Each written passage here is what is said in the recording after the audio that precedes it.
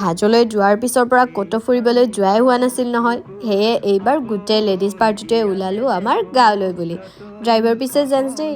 এনেকৈ পাণজোপা দি নগ'লে কিহৰ ফেমিলি ট্ৰিপহে। গৈ পাই লাগি গ'লোঁ পেট পূজাত। চাহকাপেৰে আৰম্ভ কৰিলোঁ। আমি খকুৱা মানুহ দেই, আধা হিচাপ বোধটো এৰি দিয়াত নাই। এফালে একেবাৰে খানা যা যোগাৰ চলিয়ে আছে নহয়। মাছে মঙহে আজি ডকচি হোৱাৰহে কথা। মই খকুৱা বুলি জানেই আইতাই, সেইবাবে নিজেই দি দিছে। মোবাইলটো পিটিকি থকা দেখি মোকো কামত লগাই দিলে নহয়। মাংসখন বনাব লগা হ'ল। উপায় নাই, নাজানো বুলিওতো ক'ব নোৱাৰোঁ। ভিডিঅ'বোৰত ৰেচিপিবোৰ দিয়ে থাকোঁ, মিছা ক'লেও ধৰাত পৰি যাম।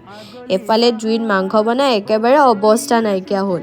সেইবাবে এচিৰ হাৱা খাওঁ বুলি বাহিৰলৈ ওলাই আহিলোঁ। ভাত পানী খাই উঠি বিয়নী মেলত লাগি গ'লোঁ নহয়। গধূলি চাহকাপ কাৰ তাত খোৱা যাওক। অৱশেষত সিদ্ধান্ত ল'লোঁ সৰু ককাহঁতৰ তাতে খাওঁ। ভাতকেইটা হজম হোৱাৰ লগে লগে আমাৰ গন্তব্যস্থানলৈ আটাইকেইটা ৰাওনা হ'লোঁ।